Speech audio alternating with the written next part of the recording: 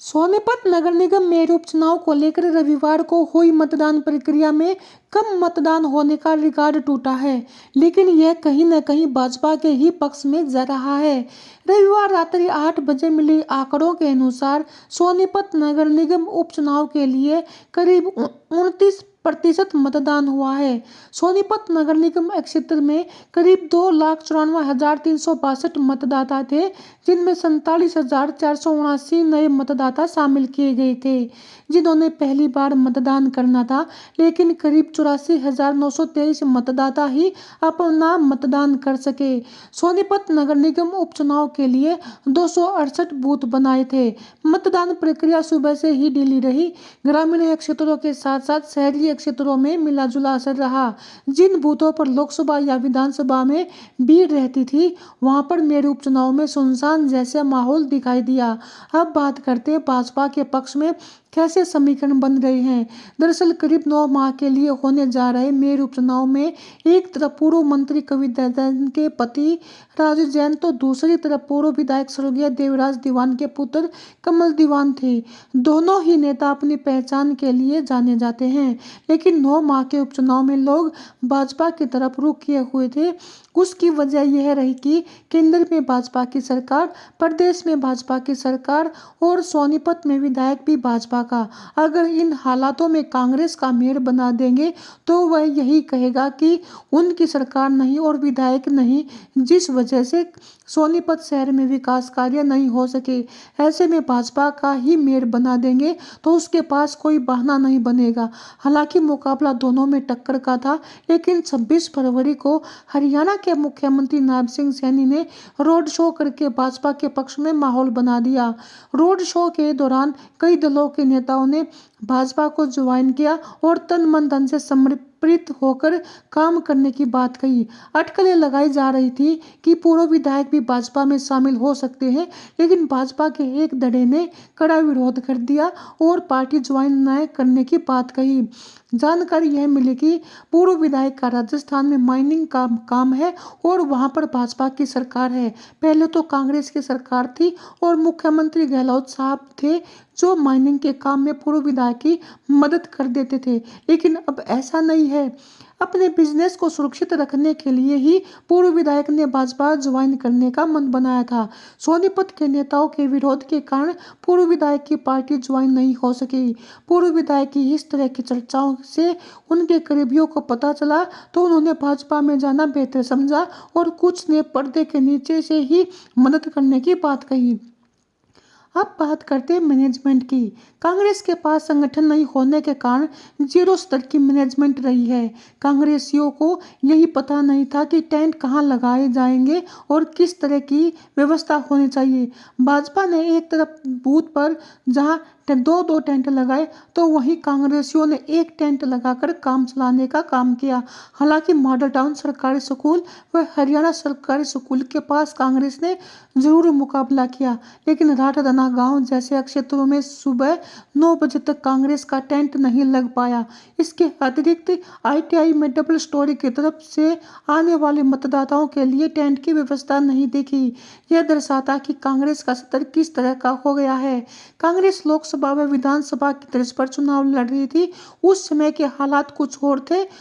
उस समय सरकार विरोधी लहर थी और चुनाव लड़ने के कई दावेदार थे जो अपने क्षेत्रों से कांग्रेस को ज्यादा वोट से जीत दिलाकर विधानसभा टिकट पाने की इच्छा जताए हुए थे। तो विधानसभा के चुनाव में सर्वे ने कांग्रेस के पक्ष में माहौल बना रखा था और सरकार से नाराज सरपंचों ने कांग्रेस के पक्ष में मदद की, लेकिन नायब सिंह सैनी की नीतियों की हुई और फिर नायब सिंह सैनी प्रदेश के मुख्यमंत्री बने।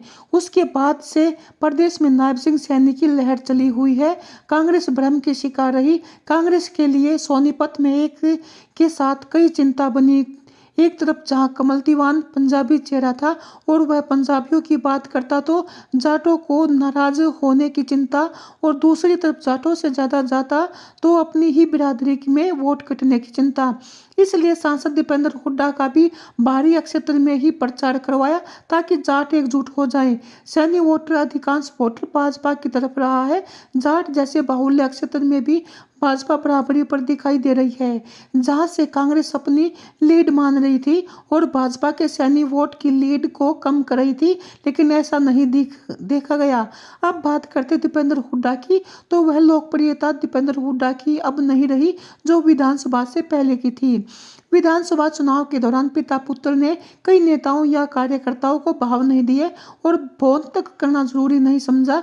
उस एपिसोड के बाद दीपेंद्र हुड्डा की लोकप्रियता में बड़ी गिरावट आई है। पूर्व सीएम भूपेंद्र हुड्डा व सांसद दीपेंद्र हुड्डा के व्यवहार के कारण कई नेता कांग्रेस पार्टी छोड़ चुके हैं।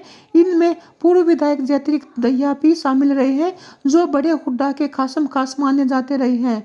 यह नहीं कि कांग्रेस प्रत्याशी कमल दीवान ने चुनाव के दौरान कम मेहनत की। कमल दीवान ने अंत तक भाजपा प्रत्याशी का पसीना निकाले रखा, लेकिन संगठन न होना उनके लिए कहीं न कहीं कमजोरी का कारण बना रहा है। समीकरणों के आधार पर भाजपा इस चुनाव में आगे है, लेकिन राजनीति में क्रिकेट खेल की तरह अनिश्चितताओं का ही खेल है। कब क्या हो जाए किसी को नहीं पता। अंतिम लम्हों तक जीत की उम्मीद रखनी चाहिए।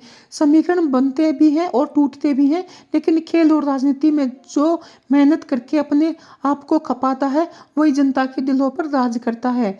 राजनीति में अधिकांश नेता अपनी जीत के लिए दम भरते हैं, तो कुछ समीकरण बिगाड़ने के लिए आते हैं, कुछ नाम के लिए चुनाव लड़ते हैं। सोनीपत में इस बार भाजपा व कांग्रेस का ही आमने सामने का मुकाबला था। आप पार्टी का इस बार जनाधार सोनीपत में नहीं था, क्योंकि आप पार्टी के ही कुछ नेता कांग्रेस पार्टी की उम्मीदवार की मदद कर रहे थे, कई जिम्मेदारी भी संभाले हुए थे। जबकि इनेलो व जसपा के वोटर घर से निकले ही नहीं। चुनाव प्रचार में भाजपा व कांग्रेस की तरफ से आरोप प्रत्यारोप एक दूसरे पर लगे। कांग्रेस की तरफ से जहां खजूर घोटाला व भ्रष्टाचार के आरोप लगे, तो वहीं भाजपा की तरफ से कांग्रेस उम्मीदवार पर डिफाल्टर के आरोप लगाए गए। ये डिफाल्टर आरोप प्रॉपर्टी टैक्स जमा न किए जाने पर लगे, जो नामांकन के दौरान कांग्रेस प्रत्याशी ने मजबूरी में नगर निगम कार्यालय में जमा करवाने पड़े थे। कांग्रेस प्रदेश अध्यक्ष उदय भान ने भी सोनीपत में कांग्रेस उम्मीदवार के लिए प्रचार किया, तो उधर पीडब्ल्यूडी मंत्री रणवीर गगवा ने भी प्रचार किया। अब परिणाम गर्भ में है, जो 12 मार्च को सामने आएंगे। यहाँ भाजपा की जीत होती है तो कांग्रेस के लिए सीख लेने ही है, और कांग्रेस की जीत होती है तो 4 विधायकों के लिए श्रम की बात होगी, क्योंकि सोनीपत नगर निगम में 4 विधानसभा हैं, उनमें 3 भाजपा के विधायक है और एक निर्दलीय है, लेकिन भाजपा समर्थित ही है। उनका जनता के बीच में जाना शर्मनाक जैसा रहेगा। जुड़े रहना केसरी की आवाज के साथ। धन्यवाद। अब देखना राजू जैन और कविता जैन ने वोट के लिए किस तरह से लगाई गुहार। जो है सभी से अपील करना चाहूँगा कि अपने परिवार के साथ, पड़ोसियों के साथ मिलकर जो है इस लोकतंत्र के पर्व में शामिल हों और सब जो है मतदान करें। क्या मुद्दे रहे मुख्य प्रमुख, किन मुद्दों को लेकर जनता के बीच गए?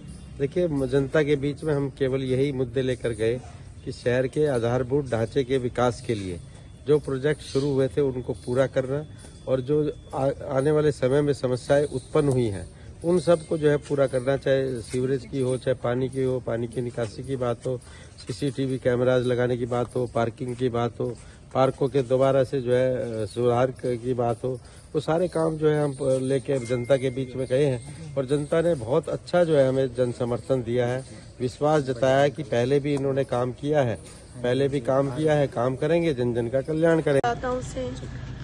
मैं सोनीपत के सभी मतदाताओं से हाथ जोड़कर अपील करती हूँ कि आप सभी मेयर के उपचुनाव में मतदान अवश्य करें। हमारा अभी वोटिंग परसेंटेज कम जा रहा है और मैं यही रिक्वेस्ट दोबारा से करना चाहती हूँ मतदाताओं को कि सोनीपत के विकास के लिए आप लोकतंत्र को मजबूत करने के लिए अपना वोट अवश्य डालें और 6 बजे तक ही वोटिंग है। कृपया करके मतदान करें।